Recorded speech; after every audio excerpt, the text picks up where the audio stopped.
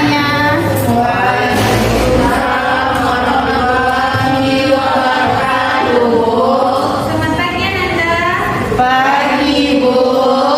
Gimana, udah sarapan? Alhamdulillah, Bu. Baiklah, sebelum kita mulai pelajarannya, tolong diperiksa tentunya apakah ada sampah yang juga ya. Baik, Bu. Baiklah, apakah sudah rapi? Sudah, Bu. Komite Bapak mengakses kehadiran Anda semua. Apakah ada teman-teman saya yang tidak hadir? Ada, Bu. Satu orang, Bu. Siapa itu ini? Fika, Bu. Alasannya tahu nggak? Sakit, Bu. Ya, apa semoga bukan sembuh dan bisa hadir kembali bersama kita di sini. Amin.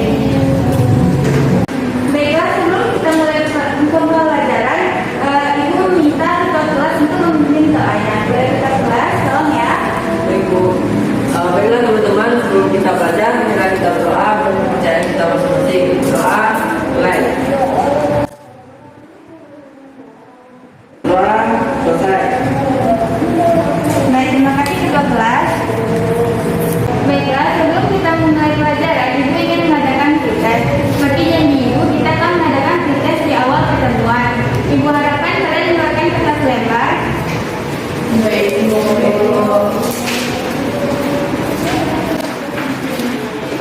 Apakah sudah mengeluarkan kertas lembar semuanya? Ya, Bu. Baiklah, Ibu akan membacakan 3 soal saja. Setelah kata soalnya, nanti tolong dengan jawabannya. Baik, Bu. Soal pertama yaitu 1. Tuliskan 3 fungsi larutan penyangga dalam kehidupan sehari-hari. Yang kedua, tuliskan fungsi larutan penyangga dalam ya. Oh iya. Coba soalnya aja dulu ya. Baiklah, nomor 2, tuliskan fungsi larutan penyangga dalam tubuh.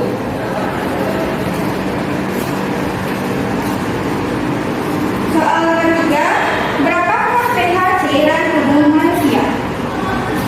Ibu kasih waktunya 5 menit. Kalian buat aja jawabannya yang kalian tahu, yang sudah dibacakan sebelumnya. Jadi langsung buat aja, tapi yang banyak yang penting intinya saja ya. Baik, Bu. Baik, Bu.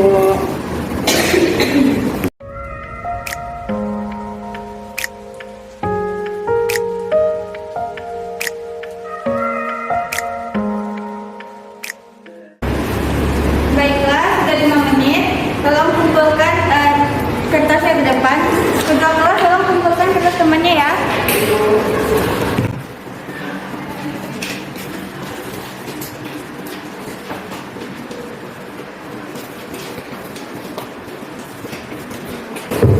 Terima kasih ketua kelas. Baiklah, sebelum kita masuk materi kita pada hari ini, yaitu peranan larutan penyangga dalam kehidupan sehari-hari, Ibu akan mereview pelajaran kita minggu kemarin, yaitu tentang penghitungan pH larutan penyangga. Apakah ada siswa yang dapat menyebutkan rumus larutan penyangga asam? Baiklah, pada diri silakan. Izin menjawab, Bu. Jadi rumusnya tuh pertama kita cari konsentrasi hapusnya, Bu. Itu dimana rumusnya konsentrasi hapus sama dengan Ka dikali mol asam lemak per mol basa konjugasinya, Bu. Baru dimasukkan rumus pH sama dengan min log hapus, Bu. Nah, dan sekali atas pada diri. Selanjutnya, apakah ada siswa ibu yang tahu rumus larutan penyangga basah? Saya buku izin dulu dari teman. Untuk rumus larutan penyangga basah, Bu, yaitu kita cari dulu konsentrasi OH-nya, Bu, yaitu dengan mengalihkan Kb atau ketapan ionisasi basahnya dengan mol basa lemak per mol asam konjugasinya, Bu. Setelah itu kita cari pOH-nya, Bu, dengan rumus min log konsentrasi OH-nya, Bu. Kemudian baru kita bisa menentukan harga pH-nya, Bu, dengan rumus 14 dikurang harga pOH. Nah, ya, nanti kalian beri akses kepada saya. Baiklah, kalian dapat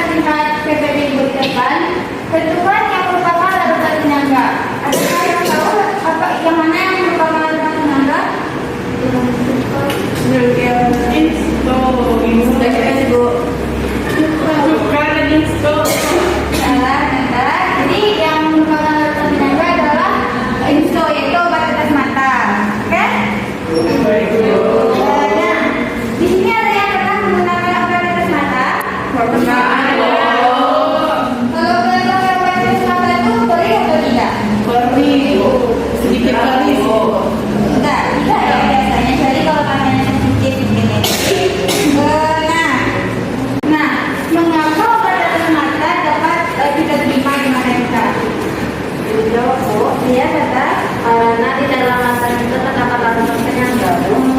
Terima kasih atas jawaban dari Tata, namun jawabannya kurang tepat. Karena pada mata kita, cairan mata kita berbeda dengan darah kita, yang mana pada darah kita terdapat larutan penyangga fosfat. Nah, ada nggak siswa lain yang tahu jawabannya benarnya? Baiklah, pada dulu silakan. Menurut saya karena di dalam obat tetes mata tersebut terdapat larutan penyangganya. Nah, ya, menarik sekali jawaban dari Nurul. Kita beri aplaus kepada Nurul.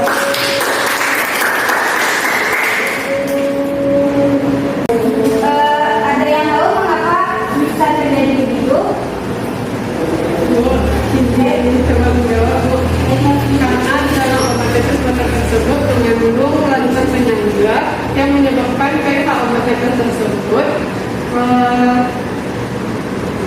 sama dengan air mata kita, yaitu 7,4, sehingga kita tidak merasakan perih pada saat obat mata tersebut diteteskan ke mata kita.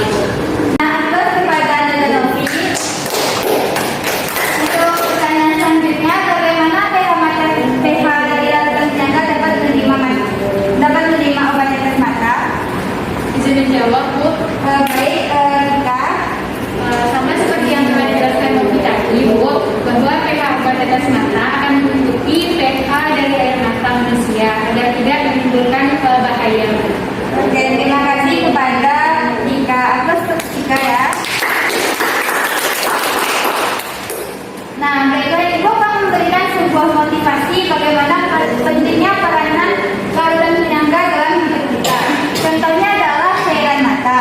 Baiklah, Ibu akan menjelaskan betapa pentingnya dan bermanfaatnya larutan penyangga ini dalam kehidupan kita. Contohnya yaitu pada larutan mata dengan nama latin koluria, yang mana saat obat dimasukkan ke dalam mata harus diformulasikan dan disiapkan dengan pertimbangan yang diberikan untuk tonisitas, pH, stabilitas, viskositas, dan sterilisasi. Sterilisasi ini dilakukan karena kornea dan jaringan bening kurang interior adalah media yang bagus untuk mikroorganisme dan masuknya larutan mata yang terkontaminasi ke dalam mata yang trauma kena kecelakaan atau pembedahan dapat menyebabkan kehilangan penglihatan. Bisa disebut juga kornea dan jaringan bening ruang anterior ini adalah bagian intim pada mata. Adapun kandungan obat tetes mata adalah sensitritol digunakan pada mata merah yang berkaitan dengan alergi.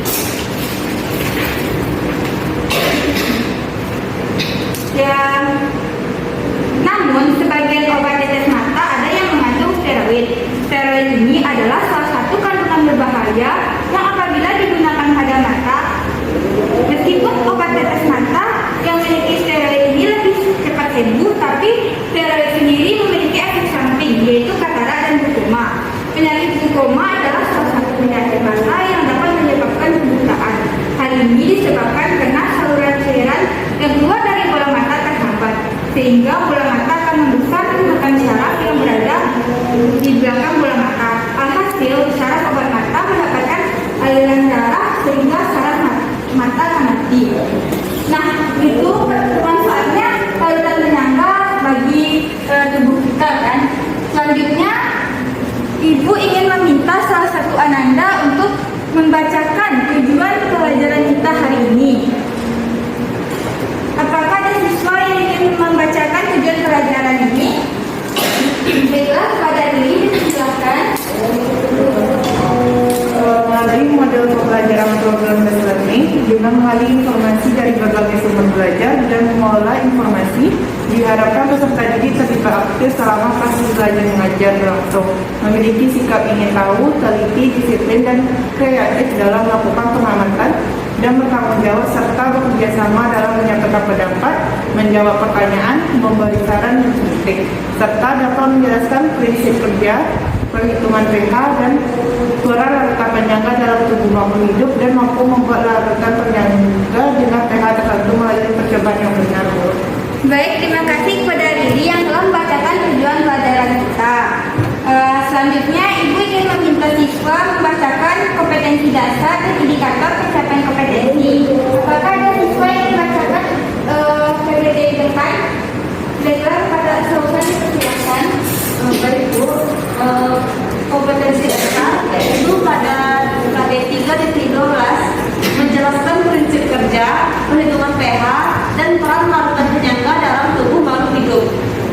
indikator pencapaian kompetensinya ada 3, yaitu 3.12.1 menjelaskan prinsip kedalaman penyangga, 3.12.2 yaitu menghitung perhitungan pH larutan penyangga, kemudian 3.12.3 menjelaskan peran larutan penyangga dalam tubuh makhluk hidup. Kemudian pada KD 4.12 yaitu membuat larutan penyangga dengan pH tertentu. IPK-nya yaitu 4.12.1 yaitu membuat larutan penyangga dengan pH tertentu, Bu. Baiklah, terima kasih kepada Sosan yang telah membacakan IPK dan KD-nya. Selanjutnya Ibu akan menjelaskan mekanisme pembelajaran kita, yang mana Ibu akan memberikan sebuah masalah berupa wacana dan Anda semua akan menjawabnya dengan KPD dan dipresentasikan. Baiklah, Ibu akan membagi kelompoknya, yang mana kelompok 1 duduk di depan, kelompok 2 duduk di tengah, dan kelompok 3 yang di belakang. Oke. Nah, baiklah, Ibu akan meminta salah satu siswa untuk membacakan wacananya. Adakah siswa yang membacakan wacana di depan? Baiklah, kepada Nafi dipersilakan. Mana larutan penyangga dalam pelaporan obat tetes mata? Tetes mata adalah sediaan steril berupa larutan atau suspensi digunakan pada mata dengan cara meneteskan obat pada suatu lendir mata di sekitar bawah mata atau bola mata. Pendaparan merupakan salah satu cara untuk mempertahankan pH larutan tetes mata. Penambahan dapat dalam pembuatan obat mata harus didasarkan pada beberapa pertimbangan tertentu. Air mata normal memiliki pH lebih kurang 7,4 dan mempunyai kapasitas dapat tertentu. Secara ideal, obat tetes mata harus mempunyai pH yang sama dengan larutan mata. Tetapi hal ini tidak selalu dapat dilakukan karena pada pH 7,4 banyak obat yang tidak cukup. Larutan pun tidak stabil pada pH 7,4. Oleh karena itu, sistem dapar harus dipilih sedekat mungkin dengan pH biologis yaitu 7,4 dan tidak menyebabkan pengendatan atau mengakibatkan kerusakan obat. Jika harga pH yang ditetapkan atas dasar stabilitas berada di luar daerah yang dapat diterima secara fisiologis, maka kita wajib menambahkan larutan dapar dan melakukan pengaturan pH melalui penambahan asam atau wasa. Pembuatan obat mata dengan sistem dapar mendekati pH fisiologis dapat dilakukan dengan mencampurkan secara aseptik larutan obat steril dengan larutan dapar steril. Tujuan pendaparan obat tetes mata adalah yang pertama, mengurangi rasa sakit, yang kedua, menjaga stabilitas obat dalam larutan, yang ketiga, mengontrol aktivitas terapeutik. Tetes mata sering diteteskan ke dalam mata yang terbuka akibat kecelakaan atau operasi, dan tetes mata kemudian secara potensial lebih berbahaya dibandingkan injeksi intravena. Dalam bidang obat-obatan, misalnya obat tetes mata yang kita gunakan sehari-hari juga menggunakan sistem larutan buffer agar pada saat diteteskan ke mata manusia dapat diterima oleh kondisi tubuh manusia. Suasana pH pada obat tetes mata tersebut disesuaikan dengan kondisi pH manusia agar tidak menimbulkan bahaya. Sistem larutan penyangga atau buffer tersebut terdapat dalam cairan tubuh manusia, yakni cairan intrasel dan ekstrasel. Komponen yang berfungsi sebagai penyangga di dalam tubuh manusia adalah komponen HPO4- dan HPO42-. Buffer ini berfungsi untuk mempertahankan harga pH dalam tubuh manusia, yakni sekitar 7,4. Perubahan pH pada larutan obat dapat merusak komposisi, fungsi, dan efektivitas obat tersebut. Oleh karena itu, obat-obatan dalam bentuk larutan seringkali bertindak sebagai sistem penyangga berbagai obat itu sendiri untuk mempertahankan kadar larutan obat tetap berada dalam trayek pH tertentu. Larutan penyangga, larutan dapar, atau buffer adalah larutan yang digunakan untuk mempertahankan nilai pH tertentu agar tidak banyak berubah selama reaksi kimia berlangsung. Sifat yang khas dari larutan penyangga ini adalah pH-nya hanya berubah sedikit dengan pemberian sedikit asam kuat atau asam kuat. Baiklah, terima kasih kepada Novi yang telah membacakan pertanyaannya. Nah, adakah siswa yang mengajukan pertanyaan terkait wacana yang telah dibacakan oleh Novi?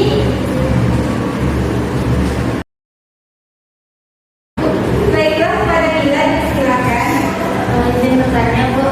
Jadi larutan dapur itu sama dengan larutan penyangga, Bu? Nah, yang pertama kali Bila, larutan dapur itu sama dengan larutan penyangga atau larutan dapur yang berguna untuk mempertahankan pH suatu larutan. Baiklah, selanjutnya adakah yang ingin bertanya? Baik, Novi, pada Novi silakan. Baik Bu, pada wacana tersebut tadi terdapat pH fisiologi Bu, yaitu berupa 7,4 Bu. pH fisiologi itu apa Bu? Baiklah, terima kasih kepada Novi atas pertanyaannya. pH fisiologi itu sama dengan pH tubuh kita, yaitu pH tubuh kita sekitar 7,4. Selanjutnya, adakah yang ingin bertanya lagi? Bertanya, Bu. Baiklah, silakan silakan. Pada wacana tersebut terdapat kata untuk mempertahankan kadar larutan obat tetap berada dalam trayek pH tertentu. Nah, trayek pH itu apa ya? Baiklah, terima kasih kepada Tata atas pertanyaannya. Jadi trayek pH itu adalah perubahan warna indikator pada rentang pH tertentu pada suatu larutan asam atau basa yang ada. Indikatornya bisa berupa indikator universa, indikator PP, serta kertas lamur dan banyak indikator lainnya. Nah, tadi kan udah siswa ibu yang nanya nih. Sekarang ibu ingin mengajukan pertanyaan kepada Ananda. Kan wacana kita itu tentang obat tetes mata. Adakah contoh lain dari larutan penyangga dalam obat-obatan? Adakah yang tahu? Baiklah, kepada Fauzan dipersilakan.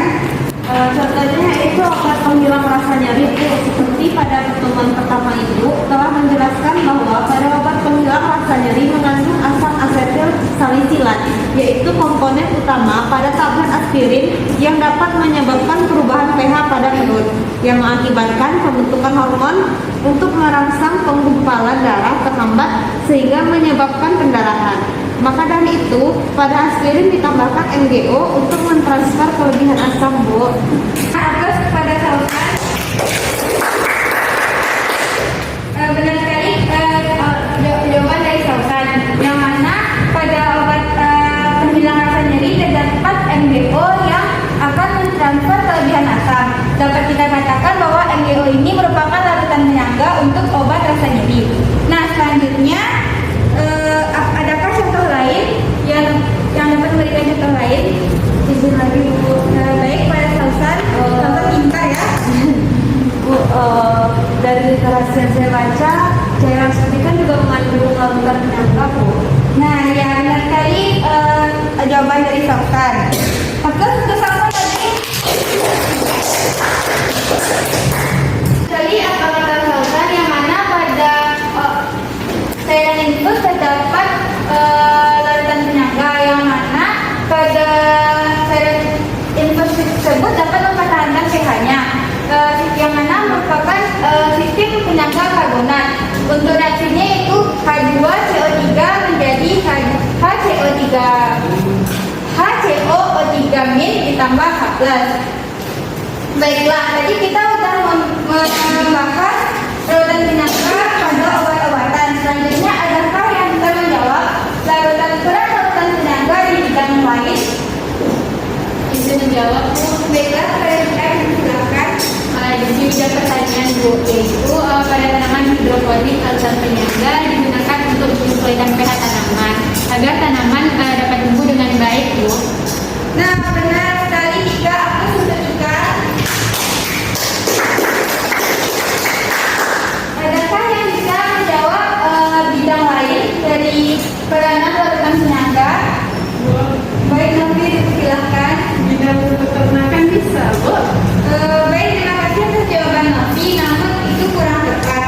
Yang mana mungkin Novi bisa menceritakan peranan larutan penyangga untuk bidang peternakan. Nah, selanjutnya adakah yang bisa menjawab bidang lainnya?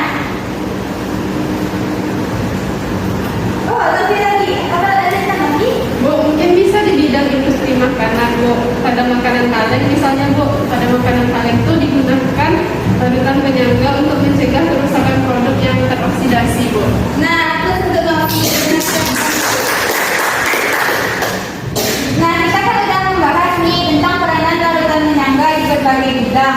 Selanjutnya kita akan menjawab LKPD. Untuk itu, Ibu meminta perwakilan kelompok untuk mengambil LKPD ke depan.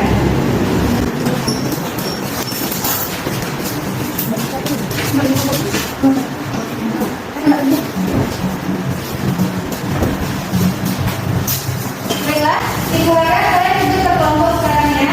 Baik. Sesuai kelompok yang tadi sudah diatur.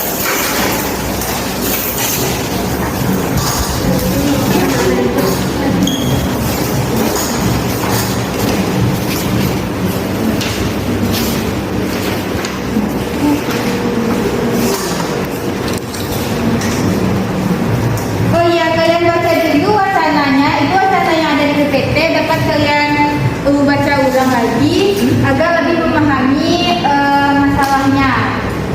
Baik, Bu. Baik, Bu.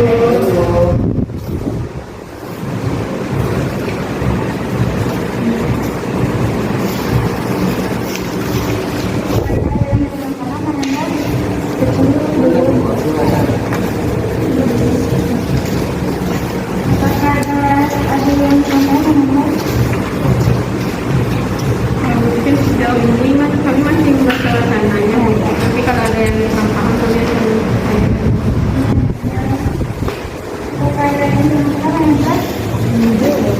Untuk wacana itu jawabannya memang ada di wacana semua ya, Bu? Atau boleh kita cari lewat sumber lain, Bu? Nah, boleh dicari sumber lain. Oh iya, kalian boleh buka buku, boleh buka internet untuk menjawab pertanyaan dari LKPD-nya. Boleh mengeluarkan HP sekarang.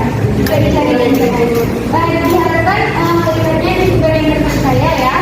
Baik, Bu.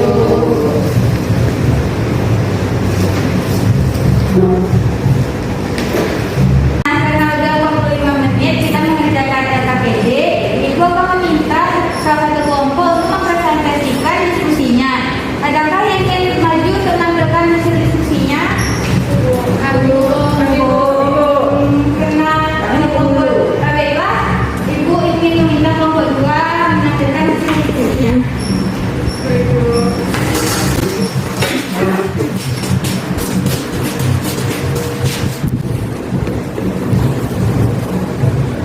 Assalamualaikum warahmatullahi wabarakatuh.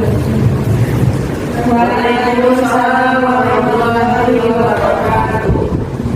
Baiklah, Ibu dan teman-teman semuanya, kami dari kelompok 2 ingin mempresentasikan hasil diskusi kami terkait dengan LKPD yang telah dibagikan oleh Ibu tadi. Baiklah, untuk pertanyaan pertama akan dijawab oleh rekan saya, Nurul. Baiklah, saya akan menjawab pertanyaan nomor 1, yaitu terkait informasi penting apa saja yang kalian dapatkan dari wacana yang telah dibaca atau yang sudah dijabarkan di LKPD. Yaitu jawabannya, informasi penting yang didapatkan dari wacana tersebut yaitu mengenai pada obat tetes mata, terdapat larutan penyangga yang berfungsi saat obat diteteskan ke mata. pH mata tetap dan tidak berubah, yang mana tujuan penambahan larutan penyangga tersebut untuk mengurangi rasa sakit, menjaga stabilitas obat dalam larutan, kontrol aktivitas terapeutik. Pertanyaan yang kedua yaitu konsep pengetahuan apa yang berhubungan dengan masalah di atas atau masalah dari wacana tersebut. Yaitu jawabannya konsep pengetahuan yang berhubungan dengan masalah di atas tersebut yaitu kimia, biologi, serta kesehatan mengenai larutan penyangga yang terdapat pada obat tetes mata yang digunakan untuk mana dari pH pada mata tidak berubah. Selanjutnya akan dilanjutkan oleh rekan saya Rafi. Baiklah, selanjutnya untuk pertanyaan nomor 3, berdasarkan wacana tersebut, apa yang terjadi apabila obat tetes mata tidak ditambahkan larutan penyangga? Jawabannya, akan menimbulkan iritasi, kerja otot tidak efektif, bahkan dapat menyebabkan kebutaan pada mata. Selanjutnya pertanyaan nomor 4, berdasarkan wacana tersebut, jika masih terdapat mengetahui lebih lanjut, buatlah beberapa pertanyaan mengenai hal-hal yang ingin diketahui. Bagaimana prinsip kerja larutan penyangga pada obat tetes mata? Selanjutnya, setelah kalian membuat pertanyaan tersebut, buatlah jawaban sementara dari pertanyaan pada poin 4. Dari sumber literasi yang telah kami baca, dalam bidang farmasi atau obat-obatan, banyak zat aktif yang harus ada dalam keadaan pH stabil. Perubahan pH akan menyebabkan khasiat zat aktif tersebut berkurang atau hilang sama sekali. Untuk obat tetes mata, pH obat-obatan tersebut harus disesuaikan dengan pH cairan tubuh. Obat tetes mata harus memiliki pH air mata agar tidak menimbulkan iritasi yang mengakibatkan rasa perih pada mata. Untuk soal selanjutnya akan dibacakan oleh rekan saya. Baiklah, untuk soal nomor 6. Apakah penggunaan larutan penyangga selain yang dilaksanakan di atas? Jika ada, sebutkan dan jelaskan peranan larutan penyangga dalam kehidupan sehari-hari. Jawabannya yang pertama yaitu dalam bidang farmasi atau obat-obatan, yaitu pembuatan obat-obat yang sesuai dengan pH kondisi tubuh untuk mencegah reaksi yang bertentangan dengan fungsi organ tubuh.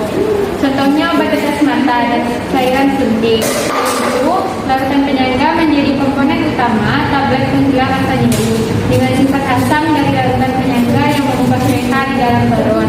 Yang kedua yaitu dalam bidang makanan kaleng, itu mencegah kerusakan produk yang teroksidasi. Yang ketiga, menjaga pH cairan dan plasma darah sehingga tubuh tidak mengalami gangguan dan menderita penyakit seperti penyakit jantung, ginjal, pencernaan dan hati serta pernapasan. Yang keempat, yaitu larutan penyangga seperti asam sitrat yang berguna sebagai antioksidan dan memberikan rasa macam pada produk makanan dan minuman. Selanjutnya yaitu larutan penyangga dalam cara bertanam hidroponik, disesuaikan dengan pH tanaman agar tanaman dapat tumbuh dengan baik. Yang keenam yaitu menjaga dan mendukung fungsi enzim dalam berbagai sistem tubuh seperti sistem pencernaan, sistem pernapasan, ekskresi, dan sistem peredaran darah. Saya kembalikan kepada Muki. Baiklah Ibu dan teman-teman semuanya, mungkin hanya sekian hasil diskusi dari kelompok kami. Jika ada teman-teman dari kelompok lain yang ingin memberikan kritik, saran, serta tanggapan, silahkan angkat tangannya ya. Ya, kepada Nofri, silahkan. Izin dulu, setelah kami dari kelompok 3 akan menambahkan hasil jawaban dari kelompok kami seperti tersebut. Pertama adalah larutan penyangga dalam darah. Pada orang sehat, pH darah tidak pernah berbeda lebih dari 0,2 satuan dari pH normal, yaitu 7,4. pH darah tidak boleh turun di bawah 7 maupun naik di atas 7,8 karena akan berakibat fatal bagi tubuh. Untuk mempertahankannya, darah memiliki beberapa larutan penyangga alami, yaitu hemoglobin, H2CO3 atau HCO3-min, dan H2PO4-min atau HPO42-min. Larutan penyangga terbagi menjadi 4, yaitu 1. Penyangga hemoglobin, 2. Penyangga karbonat H2CO3 atau HCO3-min, 3. Penyangga fosfat H2PO4-min atau HPO42-min. Yang keempat, penyangga asam laktat dan natrium laktat. Yang kedua, larutan penyangga dalam industri makanan. A. Pertama, menjaga pH makanan olahan dalam kaleng agar tidak mudah rusak atau teroksidasi. Asam benzoat dengan natrium benzoat sama halnya dengan natrium sitrat dan asam sitrat. Yang kedua, asam sitrat C6H8O7. Senyawa ini merupakan bahan pengawet yang lebih baik dan alami. Selain digunakan sebagai penambah rasa masam pada makanan dan minuman ringan. Dalam biokimia, asam sitrat dikenal sebagai senyawa antara dalam siklus asam sitrat yang penting dalam metabolisme makhluk hidup, sehingga ditemukan pada hampir semua makhluk hidup. Zat ini juga dapat digunakan sebagai pembersih yang ramah lingkungan dan sebagai antioksidan. C. Larutan penyangga pada kolam renang. Sodium bikarbonat atau baking soda ditambahkan ke dalam kolam renang sebab bertindak sebagai buffer untuk mengontrol pH air dalam kolam renang. Yang D. Larutan penyangga dalam air. Sifat penyangga air laut berasal dari NaHCO3 dan gas CO2 dari udara yang terlalu. Yang E. Larutan penyangga dalam industri. Dalam industri, larutan penyangga digunakan untuk penanganan limbah. Larutan penyangga ditambahkan pada limbah untuk mempertahankan pH 5 sampai 7,5. Hal ini untuk memisahkan materi organik pada limbah sehingga layak dibuang ke perairan. Sekian. Baik, terima kasih kepada Nofri yang telah menambahkan jawabannya. Jadi dapat disimpulkan tadi Nofri menambahkan jawaban mengenai larutan penyangga dalam darah dan larutan penyangga dalam industri makanan. Baiklah, selanjutnya apakah ada dari rekan-rekan yang lain yang ingin memberikan kritik, saran, tanggapan serta pertanyaannya? Silakan. Izin Ibu dan teman semua, izin bertanya pada kelompok penyaji Ibu. Ya, silakan. Tadi kelompok penyaji mengatakan bahwa jika larutan penyangga itu tidak diberikan atau tidak ditambahkan kepada obat tetes mata, maka akan menyebabkan iritasi, kerja obatnya tidak efektif, serta bisa menyebabkan kebutaan. Nah, kami belum paham, saya khususnya belum paham mengenai hal itu. Kenapa bisa begitu kelompok penyaji? Baiklah, terima kasih kepada Sausan yang telah mengajukan pertanyaan. Tadi Sausan bertanya, apabila pada obat tetes mata tidak ditambahkan larutan penyangga akan menimbulkan iritasi, kerja obat tidak efektif, bahkan dapat menyebabkan kebutaan. Kenapa bisa demikian? Apakah benar seperti itu pertanyaannya, Sausan? Benar. Oke, menurut kelompok kami, jika tidak ditambahkannya larutan penyangga ke dalam obat tetes mata, maka pH dari obat tetes mata tersebut nantinya tidak akan sama dengan pH mata. Nah, hal inilah yang nantinya akan menyebabkan iritasi, kerja obat tidak efektif, bahkan yang lebih parahnya dapat menyebabkan kebutaan. Maka dari itu, harus ditambahkan larutan penyangga. Nah, mungkin sekian dari kami. Apakah Sausan paham dengan jawaban kami? Baiklah, Ibu dan teman-teman semua, alhamdulillah saya sudah paham atas pemaparan jawaban dari kelompok penyaji Ibu dan teman semua. Baiklah, terima kasih kembali Sausan. Apakah dari rekan-rekan semuanya ada yang masih ingin memberikan kritik, saran, atau pertanyaan kepada kelompok kami? Sepertinya cukup teman. Baiklah, bagaimana Ibu apakah langsung Melihat Baiklah, mungkin hanya sekian presentasi dari kelompok kami. Maaf jika terdapat kesalahan, kami akhiri. Wassalamualaikum warahmatullahi wabarakatuh. Waalaikumsalam warahmatullahi wabarakatuh. Dan silakan kembali ke tempat kelompok penyaji. Baik, Kita berikan aplaus untuk kelompok penyaji terlebih dahulu ya. Nah, kelompok penyaji sudah menjawab KPD yang telah Ibu berikan. Baiklah, apakah ada ananda yang mampu menyimpulkan LKPD kita hari ini? Siapakah yang bisa? Bu, Ibu. Baiklah, kepada Nila silakan. Baiklah, saya akan menyimpulkan hasil dari LKPD yang sudah kita bahas tadi. Nah, yang pertama, pada obat tetes mata terdapat larutan penyangga yang berfungsi mempertahankan pH mata tetap dan tidak berubah. Kemudian tujuan penambahan larutan penyangga yaitu untuk mengurangi rasa sakit, menjaga stabilitas obat dalam larutan, kontrol aktivitas terapeutik.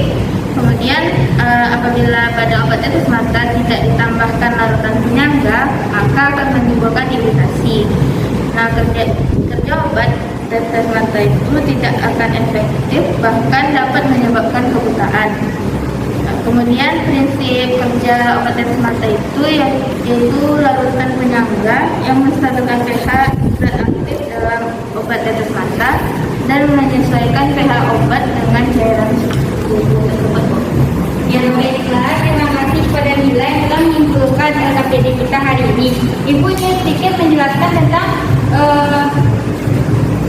cara proses kerja larutan penyangga pada obat tetes mata, yang mana pada zat aktif obat tetes mata harus terdapat obat harus terdapat larutan penyangga yang mana jika tidak ada, khasiat dari zat aktif tersebut akan hilang. Baiklah, sekian diskusi kita kelompok pada hari ini. Ibu harapkan kalian duduk di posisi masing-masing seperti semula. Baik.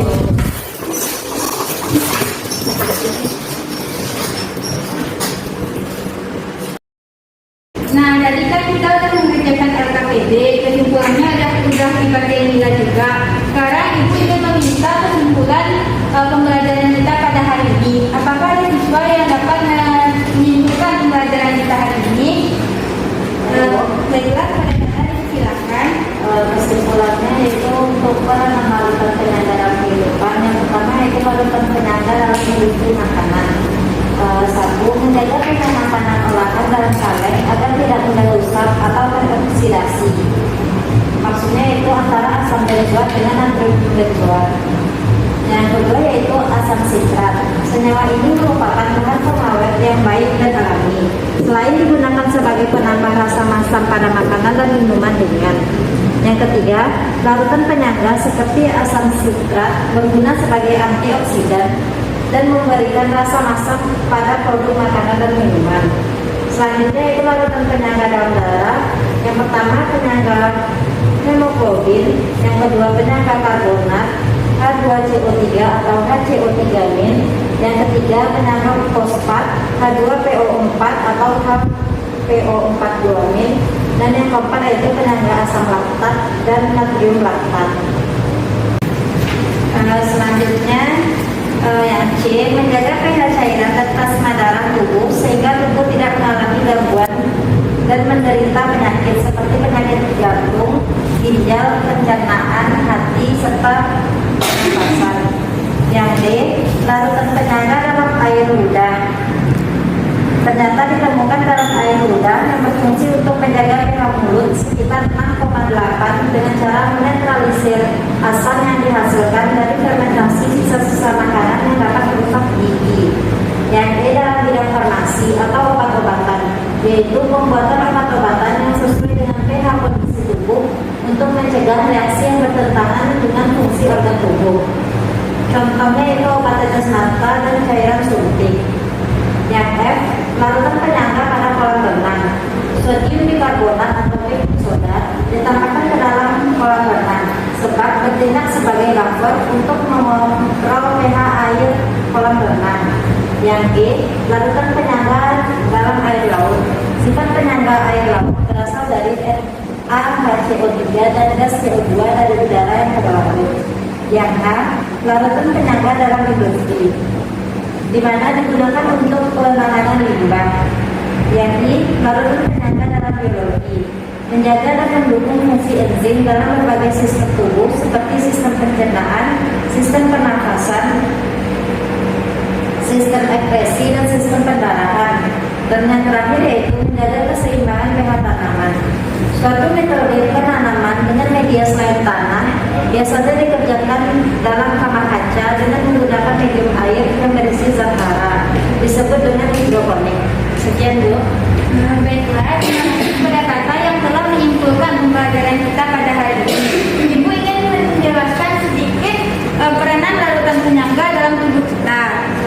Yang pertama, larutan penyangga dalam tubuh makhluk hidup ya. Yang pertama itu adalah larutan penyangga fosfat.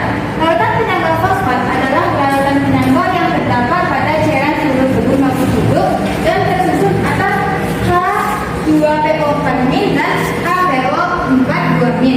Ketika pH tubuh naik, reaksi larutan penyangga fosfat adalah sebagai berikut, yaitu H2PO4- ditambah OH- menjadi HPO4- ditambah H2O. Sedangkan ketika pH tubuh turun, reaksi larutan penyangga fosfat sebagai berikut, yaitu HPO4- ditambah H+ menjadi H2PO4 akuat. Selanjutnya ada larutan penyangga karbonat, yang mana pada larutan penyangga karbonat adalah larutan penyangga yang terdapat pada darah dan tersusun atas H2CO3 dan HCO3-. Pada saat pH tubuh naik, reaksi larutan penyangga karbonat adalah seperti berikut, yaitu H2CO3 ditambah OH- menjadi HCO3- ditambah H2O. Sedangkan ketika pH tubuh turun, reaksinya sebagai berikut, yaitu HCO3- ditambah H+ menjadi H2CO3. Selanjutnya ada larutan penyangga hemoglobin, yang mana pada larutan penyangga hemoglobin adalah larutan yang terdapat pada darah dan tersusun atas HHB dan HbO2. Reaksi larutan penyangga hemoglobin adalah sebagai berikut, yaitu HHB dan HHB ditambah O2 menjadi HbO2- ditambah H+. Untuk reaksinya ada di gambar ini. Nah, Ibu kan udah menjelaskan terkait peranan larutan penyangga dalam kehidupan sehari-hari dan larutan penyangga dalam tubuh. Kita akan mengadakan post-test. Jadi kalian buka HP-nya, Ibu akan mengirimkan link quiz. Nah, baiklah, Ibu kasih waktu 20 menit untuk mengerjakan post-testnya. Silakan dikerjakan ya, Nanda. Baik, Ibu.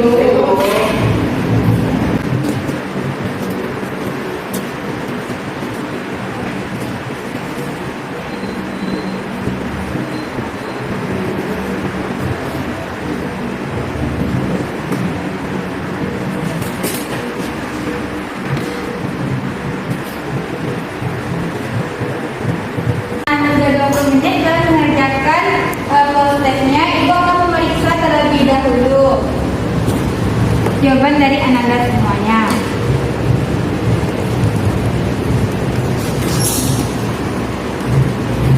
Nah, bagus-bagus sekali ya hasil post-testnya, karena pelajaran kita juga bisa dibilang mudah. Ibu harapkan nilai kalian untuk ulangan minggu depan juga tinggi seperti post-test hari ini.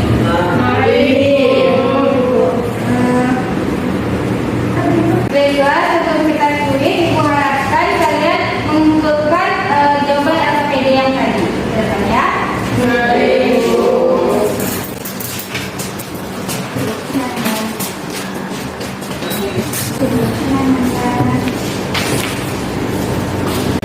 Baiklah, untuk pertemuan minggu besok, Ibu memberikan tugas kalian untuk mengerjakan uji kompetensi. Selanjutnya, minggu depan kita akan mengadakan evaluasi, yaitu ulangan kajian terkait KD 3-12 tentang larutan penyangga. Ibu harap kalian juga membuat ringkasan untuk menambah nilai dan agar lebih paham terhadap materinya. Baik, Bu. Baiklah, kita sudah di ujung pembelajaran. Ibu akan memberikan refleksi kepada Anda semua, yang mana pada pembelajaran hari ini kalian sangat aktif daripada minggu kemarin. Juga nilai post-testnya juga tinggi-tinggi. Ibu harapkan kalian tetap aktif dan tetap tinggi nilainya ya. Baiklah, cukup sekian pelajaran kita hari ini. Silakan masukkan bukunya ke dalam tas untuk pulang. Baik, Bu.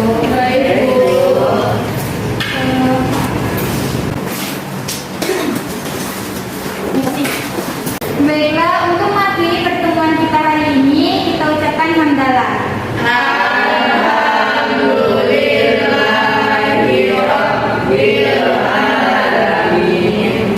Sebelum kita pulang, kita baca doa terlebih dahulu. Kepada ketua kelas, mohon dipimpin doanya ya. Baik, Bu. Baiklah, sebelum kita pulang, marilah kita berdoa. Berdoa, mulai. Pulang, selesai. Baiklah, terima kasih.